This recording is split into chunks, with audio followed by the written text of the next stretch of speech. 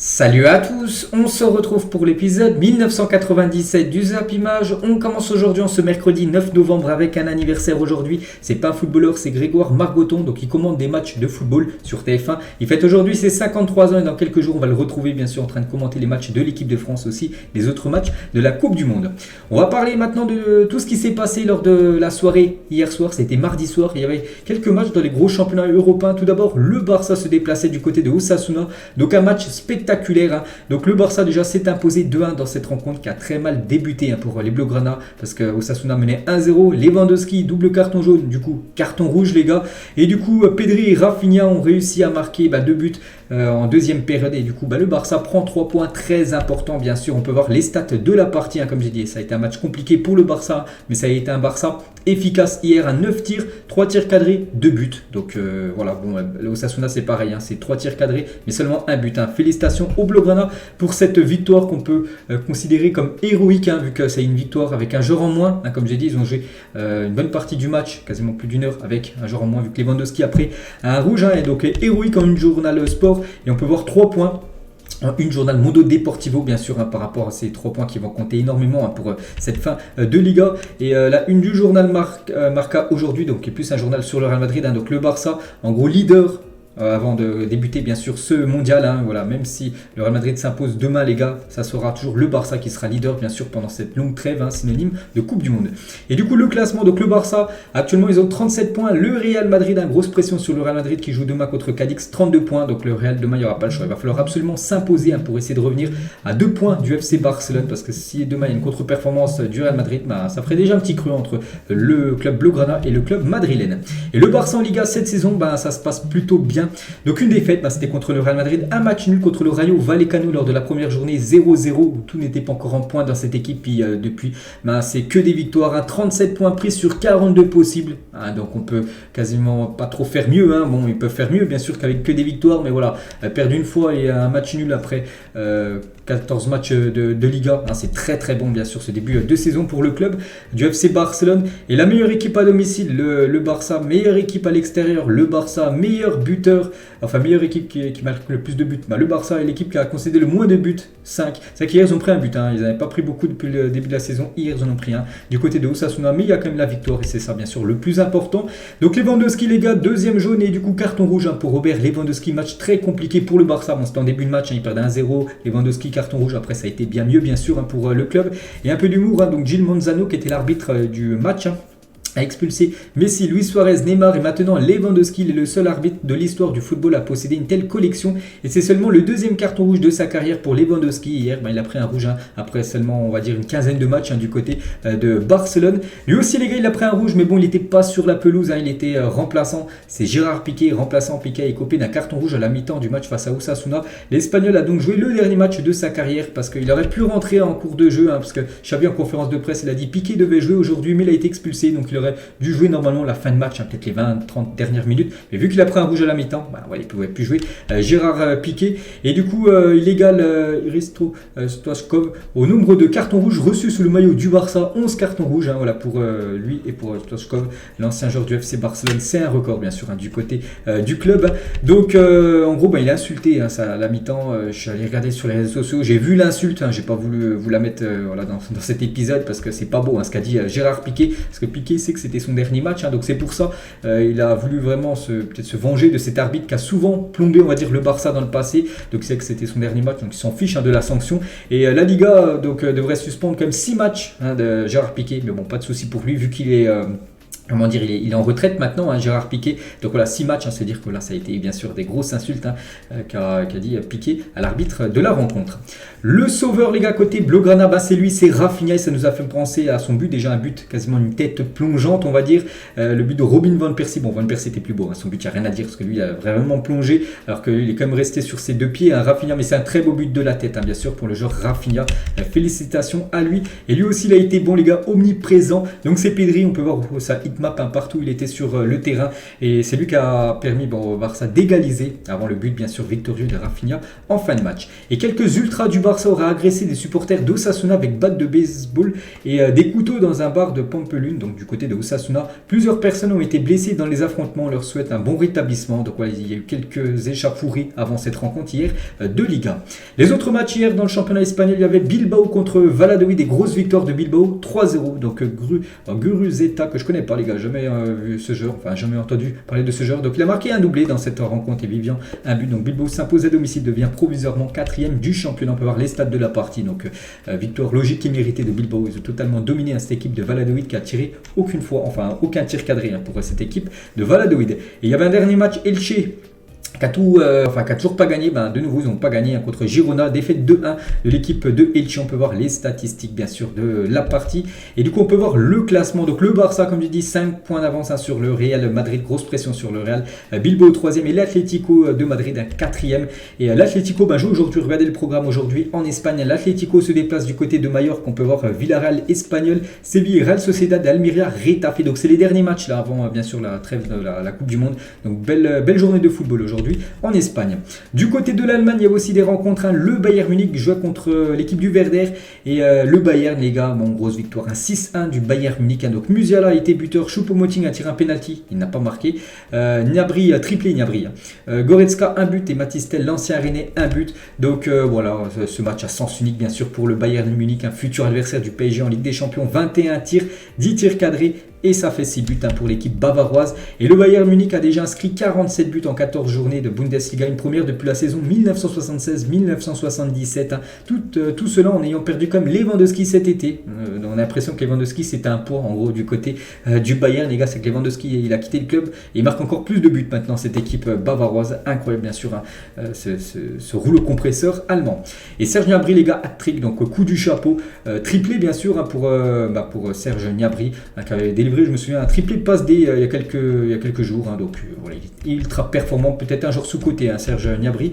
Et il a dit, nous avons trouvé notre rythme, nous jouons bien en ce moment et nous marquons beaucoup de buts. La preuve, encore 6 passés hier à l'équipe du Werder. Lui aussi, il a été buteur. C'est Jamal Musiala, encore buteur, cette pépite allemande. Ouais, je crois, bien sûr, il joue avec la Mannschaft. Donc il y a le meilleur buteur du Bayern Munich en Bundesliga cette saison avec déjà 9 réalisations. C'est lui le meilleur buteur du club. C'est qu'il y a beaucoup de buts inscrits en Bundesliga par le Bayern, mais il y a beaucoup de joueurs qui ont marqué beaucoup de buts. Il n'y a pas un joueur vraiment qui survole le classement des meilleurs buteurs du côté du Bayern, comme Lewandowski le faisait les saisons précédentes. Donc il est aussi le 3e meilleur buteur du championnat, Musiala. Donc félicitations à lui. Et ses stats, les gars, toutes compétitions confondues, c'est du 20 matchs, 11 buts et 9 passes D. N'oubliez pas qu'il a seulement 19 ans. Donc voilà, peut-être un futur ballon d'or dans quelques années, bien sûr, ce joueur Jamal Musiala. Lui aussi, les gars, Matistel, 17 ans, l'ancien Rennais qui profite de chaque miette qu'on lui donne en temps de jeu, bien sûr. Donc il est rentré en cours de match. Déjà 4 buts pour lui avec le Bayern Munich, 4 buts en 7 matchs, alors qu'il n'est pas souvent titulaire. Donc voilà, félicitations bien sûr à Matistel, peut-être un futur attaquant de l'équipe de France. La célébration de Leon Goretzka ce soir en mode force, pour montrer ses muscles, le milieu Goretzka. On va parler de Sadio Mané, les gars. Donc on a eu peur pour Sadio Mané, donc il est sorti sur blessure hier soir avec le Bayern, alors que nous sommes à 2 semaines du début de la Coupe du Monde. Espérons rien de grave pour lui. Et donc voilà, il est sorti sur blessure. Donc vous savez qu'il y a la Coupe du Monde, là on est le 9, la Coupe du Monde commence le 20, dans 11 jours exactement. Et d'après les dernières infos, donc il a reçu un coup à la jambe qui a pincé un nerf. Donc le Sénégalais devrait être rapidement rétabli de sa blessure. Sa Coupe du Monde n'est par conséquent pas en danger. Donc voilà, en gros, plus de peur que de mal en gros pour Sadio Mané. Ça bien sûr c'est une bonne nouvelle pour son club et aussi bien sûr pour le Sénégal. Wolfsburg contre Borussia Dortmund, c'est Dortmund qui s'est incliné, les gars, lors de cette rencontre 2-0 pour l'équipe qui évoluait en vert hier. Donc Wolfsburg, les gars, on peut voir c'est 15 tirs, 8 tirs cadrés et ça fait 2 buts. Pourtant, on peut voir que Dortmund a eu plus de tirs, 20 tirs, mais ils ont été pas du tout efficaces. L'équipe du BVB. Et il y avait Stuttgart contre le Hertha et Stuttgart s'est imposé. Guirassy a inscrit un but, un ancien joueur de Rennes. Et Mavropanos, les gars, à la 98e minute, il a mis ce 2-1 pour Stuttgart. Du coup, qui prend les 3 points dans cette rencontre de Bundesliga. On peut voir les statistiques du match. Il y avait aussi Bochum contre Gladbach. Et c'est Bochum qui s'est imposé 2-1. Notez que la Saint-Plea a été buteur dans ce match à côté Gladbach. Et du coup, on peut voir les 4 résultats qui se sont joués aujourd'hui pour cette 14e journée de Bundesliga. On peut voir le programme aujourd'hui. Francfort-Offenheim. On peut voir à Cologne, Bayer Leverkusen, Leipzig et Fribourg, Schalke, Mayence et Union Berlin contre Augsbourg. voilà le programme, bien sûr on parlera de ces résultats demain. Du côté de l'Italie, hier il y avait Naples, le leader napolitain contre l'équipe de Empoli sans souci. Naples victoire 2-0, Lozano et Zielinski buteur. Donc voilà, ça se passe plutôt bien depuis quelques temps quand même pour Naples. Donc voilà les stats, 75% de possession de balle, c'est énorme là. Quand on dépasse déjà les 70, c'est énorme. Alors 75, 3/4 du ballon, c'était pour Naples, 18 tirs, 4 tirs cadrés et ça fait 2 buts pour Naples. Et Naples les gars, c'est quand même leur 10e victoire d'affilée en championnat. Donc voilà, il n'y a rien à dire, c'est l'équipe en grande forme actuellement. Et surtout c'est une bonne soirée pour eux parce qu'ils se sont imposés et leur poursuivant qui est l'équipe de Milan qui est deuxième, leur dauphin, ils ont fait 0-0 contre le promu Cremonense, donc pas de victoire ce soir pour l'AC Milan, une affaire qui arrange bien sûr le Napoli. On peut voir les stats de la partie, pourtant Milan a beaucoup eu de tirs de possession de balle, 73, mais voilà, Cremonense arrache ce point du match nul. Il y a aussi la Spezia contre Udinese, score final 1-1 entre ces deux équipes, et on peut voir du coup le programme aujourd'hui en Serie A. Il y a un Inter Bologne, il y a un Sassuolo AS Roma, ou même un Lecce Atalanta ce soir à 18h30. Il y a aussi l'Ajax contre Vitesse, un match dans le championnat néerlandais ce soir. On va parler de ce qui se passe ce soir aussi les gars. Donc ce soir nous en France les gars, on attend à 20h sur TF1 les gars la liste de l'équipe de France de Deschamps. Donc jour J, Deschamps dévoilera sa liste ce soir pour la Coupe du Monde. Donc la liste de Didier Deschamps pour le mondial devrait comporter 24 ou 25 noms. N'oubliez pas que chaque sélection en gros peut convoqué, je crois 26 joueurs en tout, donc lui il en prendra soit 24 ou 25, voilà, Deschamps. Donc on verra ce soir combien exactement de joueurs il y aura dans cette équipe de France. Et concernant par exemple Mike Maignan qui était très incertain, donc devrait être présent dans la liste des Bleus pour la Coupe du Monde. Décision définitive sera prise à la dernière minute en fonction de l'évolution de sa blessure, parce que Deschamps les gars, à 19h ce soir, il doit envoyer peut-être une clé USB à la FIFA pour donner la liste vraiment des joueurs officiels de l'équipe de France. Donc peut-être à 18h30 il prendra vraiment sa dernière décision Deschamps concernant Mike Maignan, si voilà, il est apte ou non pour être dans le groupe, parce que vous savez qu'actuellement il est blessé. Donc voilà, Mike Maignan, on verra, mais normalement il devrait être dedans d'après ce qui se dit. Steve Mandanda également devrait être dans la liste de l'équipe de France. Son expérience ne laisse pas insensible le sélectionneur. Voilà, Mandanda sera peut-être le 3e gardien des Bleus, mais il devrait être présent. Steve Mandanda derrière Hugo Lloris bien sûr, Mike Maignan 2e s'il est présent, et Mandanda 3e d'après l'équipe, d'après ce qu'ils peuvent dire. Concernant Kimpembe les gars, la situation de Presnel Kimpembe qui souffre d'une petite fissure au tendon d'Achille interroge le staff des Bleus. Voilà, la liste c'est ce soir, il faut la donner, la liste officielle à la FIFA. Donc le joueur se sent capable de tenir sa place au mondial. La décision finale appartiendra maintenant à Didier Deschamps aussi, qui prendra une décision aujourd'hui concernant Kimpembe qui actuellement on sait blessé. Et s'il venait peut-être être blessé, peut-être une surprise les gars, peut-être pourquoi pas voir Mohamed Simakan pour être une alternative solide au poste de défenseur en équipe de France. N'oubliez pas qu'il a des très belles stats, il a 22 ans, il joue à Leipzig, l'ancien joueur de Strasbourg, 2 buts et 5 passes D, c'est quand même actuellement le défenseur le plus décisif d'Europe, il a des très belles stats. Donc lui, ce qu'on lui demande c'est plus de défendre, mais aussi il est buteur et de temps en temps passeur D. Donc il est même élu dans l'équipe type de cette saison de Ligue des Champions, de tous les matchs de poule. Donc voilà, peut-être les gars, si Kimpembe venait à être forfait, peut-être Simakan les gars pourrait peut-être la surprise ce soir. On verra les gars, c'est Deschamps bien sûr qui a la liste officielle. Concernant Jonathan Klaus les gars, lui devrait normalement d'après l'équipe pas être dedans ce soir. Voilà, sa participation devrait être très incertaine pour Jonathan Klaus, pourtant qui avait été sélectionné lors des 2 derniers rassemblements. Benzema les gars, du coup déjà ce soir il devrait pas jouer face à Cadix et ne devrait pas rejouer avant la Coupe du Monde. Lui devrait être présent. Voilà, Karim Benzema, malgré qu'actuellement on sait qu'il est blessé parce que depuis les 3 derniers matchs il a été forfait. Voilà, ce soir il devrait, demain soir il devrait pas jouer. KB9, Lucas Digne et Bouba Kamara sur leur présence dans la liste de Deschamps. On s'est donné le maximum de chance en étant de retour bien physiquement. C'est pas nous qui décidons, mais c'est sûr qu'on aimerait y être. Donc on verra bien sûr cette liste des Bleus. Donc toujours d'après l'équipe, Youssouf Fofana, Adrien Rabiot et Aurélien Tchouameni seront dans la liste de Deschamps. Kamavinga, Guendouzi et Veretout se disputeront les 2 dernières places. Donc voilà, sur les 3, Kamavinga, Guendouzi et Veretout, il n'y en a que 2 normalement qui devraient être pris. Préférence, je prendrais Kamavinga, Guendouzi et je mettrais sur le côté tout simplement Veretout. De toute façon il faut faire des choix. Et concernant les attaquants les gars, donc d'après l'équipe ça devrait être ça les attaquants: Benzema, Coman, Dembélé, Giroud, Griezmann, Mbappé, Nkunku. Donc voilà, c'est les 7 c'est les 7 qui méritent le plus. On pense actuellement, il y a des tauliers, il y a des joueurs qui sont obligés de prendre bien sûr, comme Giroud les gars, voilà, c'est Giroud sera dedans, Benzema aussi également. Donc voilà, les 7 attaquants normalement. Après voilà, la liste officielle les gars, c'est ce soir bien sûr. Et sur le Twitter ActuFoot les gars, vous êtes nombreux à voter. Voici votre liste des Bleus pour la Coupe du Monde. Donc là en gros c'est tous les 25 noms en gros. Du coup, cette liste-là devrait ressembler énormément à la liste de ce soir. Hein. Donc par exemple en défenseur, il y aurait les frères Hernandez, il y aurait Koundé, hein, pourtant il n'a pas joué hier soir, mais bon, Koundé devrait être dans la liste, hein, Ferland Mendy ou même Raphaël Varane. Bon, on peut voir que Klose est dedans. Bon après voilà, c'est bien sûr Deschamps hein, qui fera son choix, parce qu'on a dit que Klose hein, c'était incertain sa présence.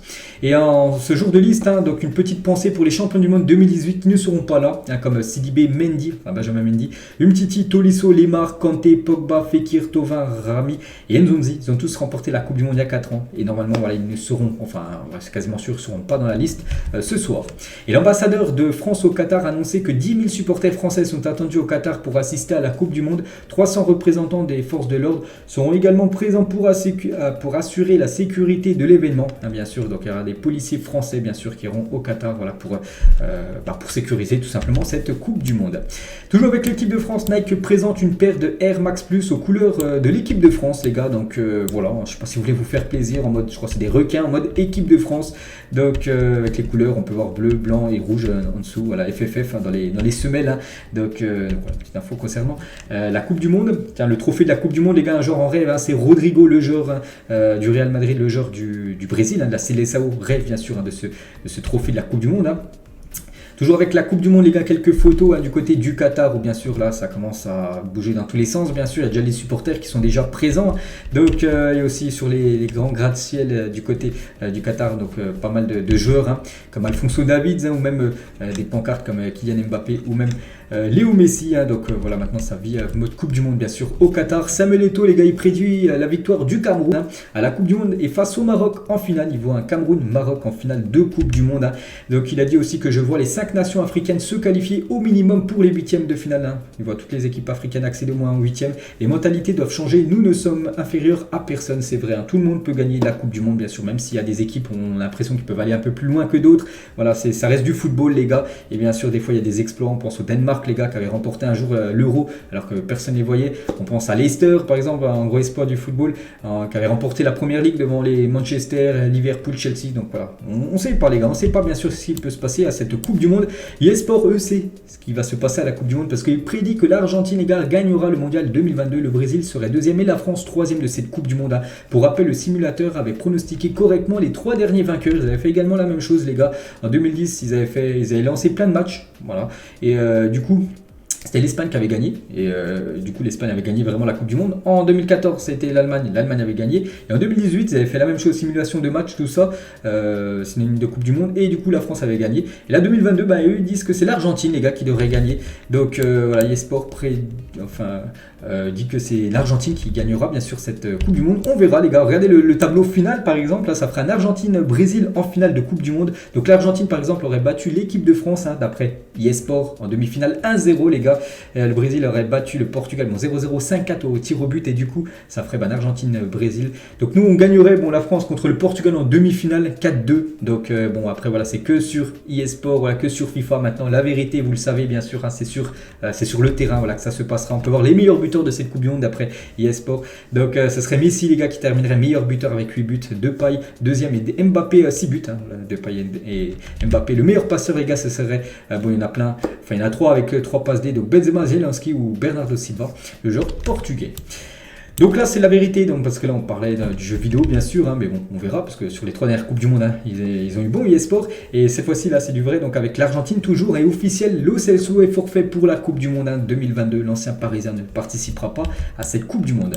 Firmino lui aussi ne participera pas à la Coupe du Monde parce qu'il n'a pas été convoqué tout simplement. Il a dit hier: les choses ne sont pas passées comme je l'imaginais ou comme je l'ai rêvé toute ma vie, mais je regarde en arrière et je reste reconnaissant envers Dieu car il m'a déjà permis de vivre ce rêve en 2018. Hein, il était dans le groupe en 2018. J'en profite pour féliciter tous les convoqués. Hein, voilà ce que dit Bobby Firmino. Donc voilà, par rapport à sa non-convocation bien sûr hein, pour ce mondial. Hein. Tite, les gars, le sélectionneur du Brésil, concernant Dani Alves hein, qui a 39 ans, il va jouer la Coupe du Monde, la dernière de sa carrière. Son jeu permet de faire ressortir les qualités techniques individuelles de chacun. Les arrières latéraux de l'équipe brésilienne n'agissent pas comme des ailiers et la qualité technique qu'il prête à cet égard est impressionnante. C'est pour ça qu'il a pris la décision de convoquer hein, Dani Alves. N'oubliez pas, il a 39 ans, donc une façon magnifique de finir son incroyable carrière, parce que peut-être après, hein, en plus c'est la victoire, tant mieux pour lui. Hein.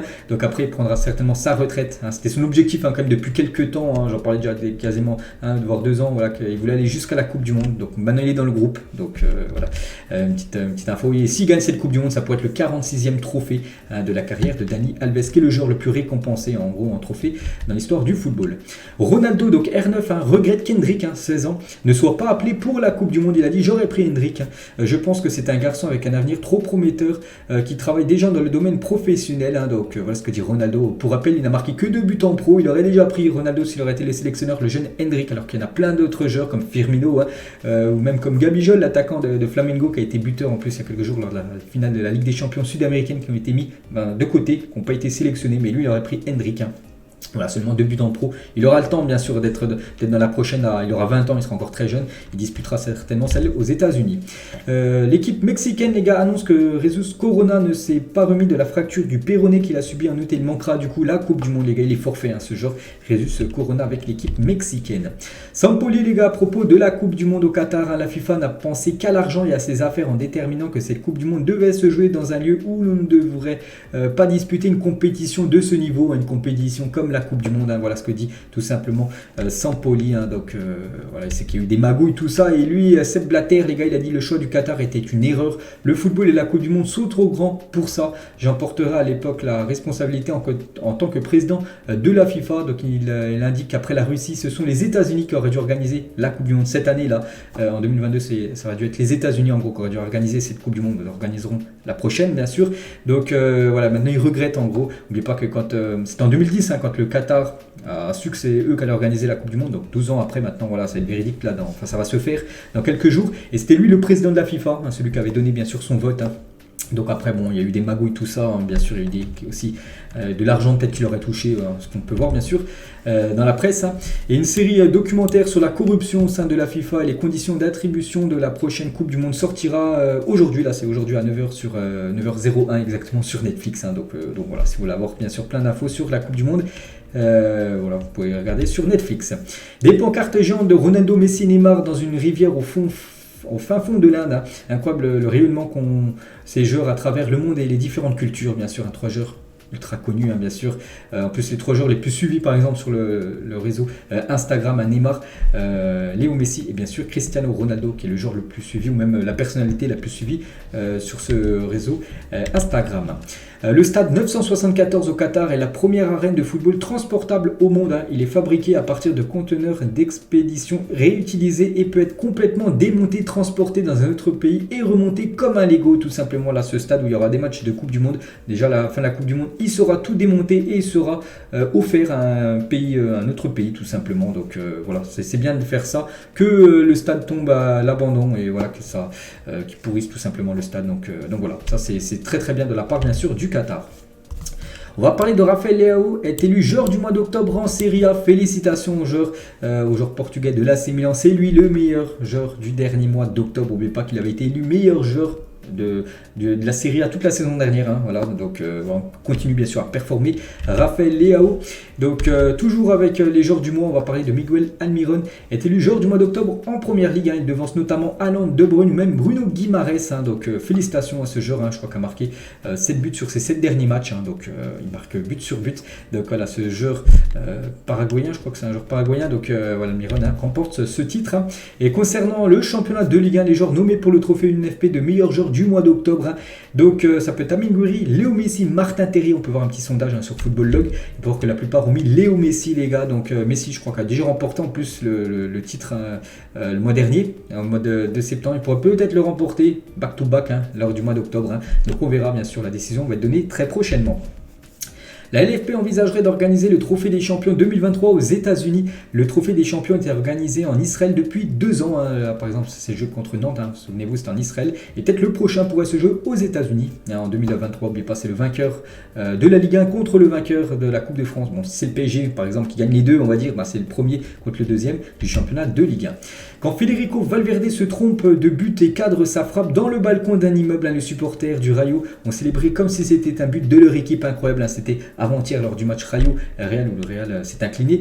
Et Fede Valverde, on sait qu'il tire très très bien. Bon là il a mal tiré, hein. En plus il a tiré, on sait qu'il tire très fort et sa frappe est passée au-dessus de là. Bon c'est même pas une tribune, hein, c'est une grande pancarte. Et derrière il y a un bâtiment les gars. Et il y en a qui faisaient une fête en gros. Regardez surtout le match. On peut voir, voilà, ils ont zoomé.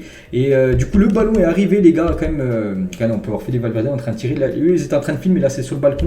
Et du coup on peut voir le ballon là qui vient. Et il atterrit dans le balcon. Hein, incroyable bien sûr. Hein. Donc regardez, ils ont vendu, ils ont gardé le ballon bien sûr. Ils l'ont mis en vente hein, sur un site. Hein, ils vendent le ballon 200 €.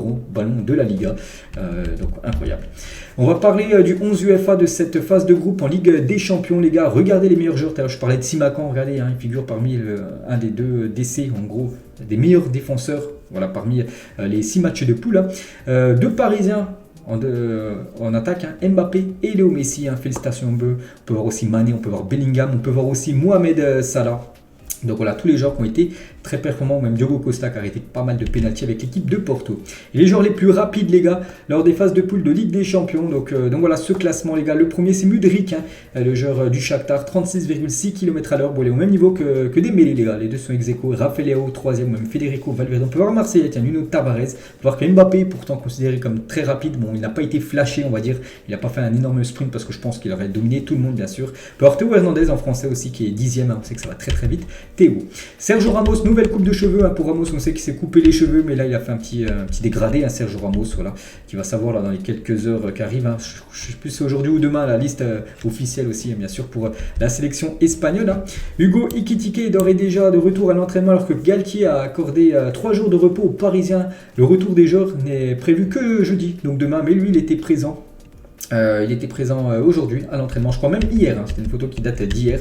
Voilà, Hugo Ekitike, donc il était tout seul, mais voilà, il s'est entraîné, il a touché un petit peu le ballon, il est parti faire un petit peu de musculation. Donc voilà, il veut revenir déjà pendant la Coupe du Monde, mais il ne sera pas convoqué, donc il sera en vacances, mais après, bien sûr, il va être très important pour le PSG. Officiel, la Première Ligue annonce que la saison 2023-2024 débutera le 12 août et se terminera le 19 mai prochain, hein, la saison prochaine. Donc voilà les dates hein, pour la prochaine saison de la Première Ligue.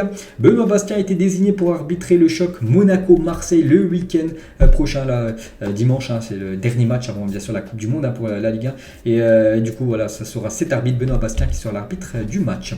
Choc des extrêmes le week-end dernier en D1 Arkema, donc première division féminine. Donc Lyon, 6 matchs, 6 victoires contre Guingamp, 6 matchs, 6 défaites. Et regardez le score, hein, 0-0 les Guingampaises ont réussi à accrocher les Lyonnaises. Hein, pourtant, les Guingampaises avaient tout perdu leur match avant. Et elles ont fait 0-0 contre l'équipe de Lyon qui avait tout remporté. Donc incroyable surprise.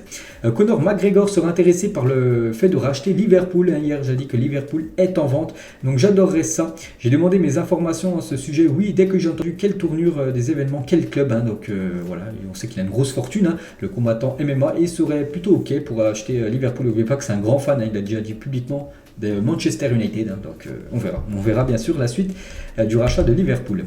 La belle image de Renaud Ripard, ex-joueur de Nîmes, qui s'est rendu aux Costières pour la dernière des Nîmois dans leur enceinte historique parce que Nîmes ne jouera plus dans ce stade, hein, ils vont reconstruire je crois un nouveau stade et du coup c'était la dernière dans ce stade, puis Renaud Ripard était venu bien sûr dans le public, hein, alors que maintenant il joue, on le sait, hein, du côté de Troyes.